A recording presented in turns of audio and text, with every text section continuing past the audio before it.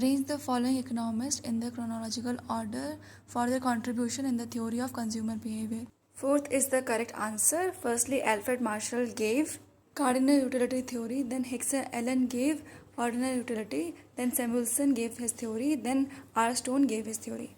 Among normal cost curves, which one of the following curve does not have minimum point? Since average fixed cost is in the shape of rectangular hyperbola, so it cannot have the minimum point. In which of the following products problem of adverse selection is encountered? Problem of adverse selection comes in both market of insurance and market for credit. So fourth is the correct answer. Both 1 and 2 are correct. Given the saving function and autonomous investment, the equilibrium level of consumption would be, as saving is equal to investment, so we'll put the values of saving function and autonomous investment. After putting the values of saving function and autonomous investment, we will get y is equal to 600. Y is equal to C plus S. Saving is equal to investment, so we'll put the value of S equal to 100. So now y is equal to C plus 100. We can find the value of C now. C is equal to 500, which means the consumption would be 500. For which of the following consumption function the value of the income multiplier k is equal to 4? The correct answer would be 3, that is C is equal to 200 plus 0.75y. Let's understand how. So as we know, MPS plus MPC is equal to 1. And in the third option, MPC is given as 0.75. After solving, MPS will come 0.25. And the formula of k is 1 upon MPS. So we'll put the value of MPS and we'll get 4 as K. So third is the right answer. The inventory approach to the transaction demand suggests that the transaction component of the demand for money is, fourth is correct, negatively relative to interest rate. If the bank says we'll give you proper rate of interest, so people would love to save more and will hold very less money for transaction purpose. That's why the inventory approach to transaction demand suggests that the transaction component of demand for money is negatively related to interest rate. Friedman's modern quantity theory of money concludes that changes in aggregate spending are primarily determined by changes in the money supply. 1 is the correct answer. For an exactly identified equation, the order condition would be exclude 1 less than the total number of endogenous variable in the model. First is the correct answer. Analysis of variance is carried out by F-test. Analysis of variance F-test.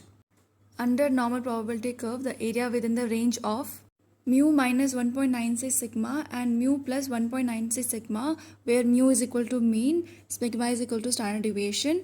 So according to the condition, value of 1.96 would be above 95%. So 2 is the correct answer. Bootstrapping technique is used to obtain sampling distribution of parameters of interest. Second is the correct answer. What is the inverse of the given matrix? The matrix which is given in the question is a diagonal matrix. So to find inverse of matrix, we have to do the reciprocal of all the numbers given in the diagonal matrix. So it will be 1 upon 2, 1 upon 4, 1 upon 5, 1 upon 1. So when you solve this, you will get option 3 as answer. Harrod's growth model is given as under. We are given saving and investment. As we all know, in Harrod-Domer model, saving is equal to investment. So we'll put the values of saving and investment. So after putting ST equal to IT, we will get B upon B minus A. And since it is growth condition, growth can only happen when it is greater than 0. Below 0, there is no growth. The total cost function of a firm is given where C is equal to total cost, Q is equal to output, marginal cost is at Q equal to 10. So to find the total cost from MC, we have to do the first order differentiation. So when we do the first order differentiation of C, so now we are doing first order differentiation of total cost function. So after doing the differentiation, we obtain 3Q square upon 10 minus 6Q plus 50. Now we put the value of Q in this. So after solving, we get 20. So marginal cost is equal to 20. So 1 is the correct answer. For a Cobb-Douglas production function, Q equal to 100, L to the power 0.7, K to the power 0.3, which of the following is not true? Third is not correct. Apart from that, everything is correct. Third says it is having zero elasticity of vector substitution. As we all know, the value of elasticity is 1, so it cannot be 0. Therefore, it is false. For Cobb-Douglas production function, the correct statements are: it is linear homogeneous function, it is characterized by constant returns to scale, it is characterized by unit elasticity of substitution. Next question. If in a given situation Px is equal to 170, Pm equal to 190, Zx is equal to 152, then which of the following will be the value of single factorial terms of trade? Whether it is single factorial terms of trade or double factorial terms of trade, the formula remains the same, that is Px upon Pm into Zx. So we'll put the values 170 upon 190, 152, that is equal to 136. So first is the right answer. Which trade policy results in the government levying both a specific tariff and a ad valorem tariff on imported goods?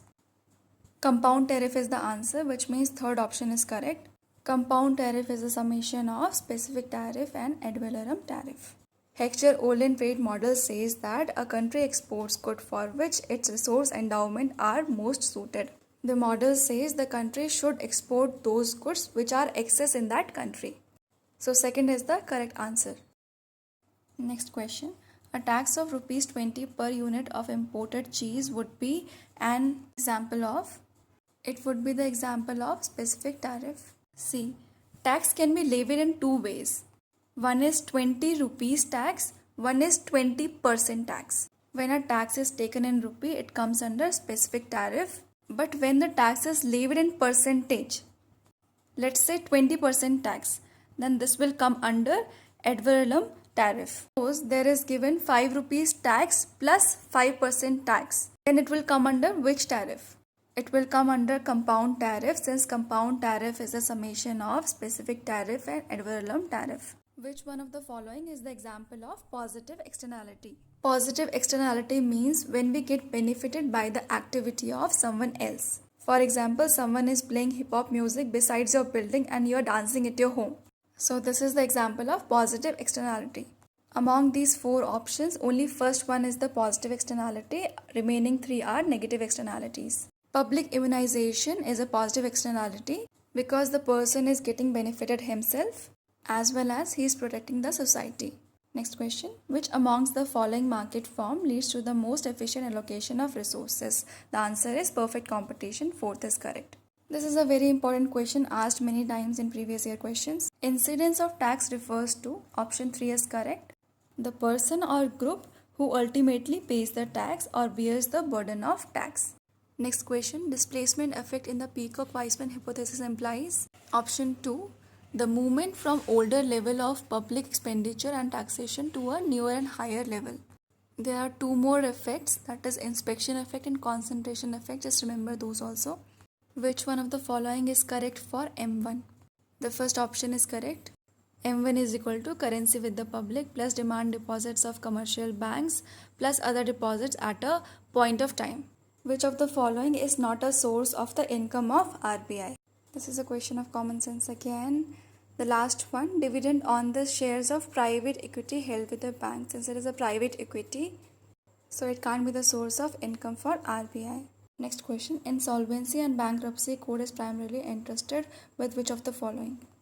Option 3 is the correct answer, facilitating banks to recover higher amount of bad loans than they recovered earlier. Next question. When the market rate of interest falls, which one of the following will happen? Third is the correct answer. Bond price will rise and bond yield will fall. Because when the rate of interest decreases in the market, then people will get attracted to buy bond and the price of bond will rise and the bond yield will fall.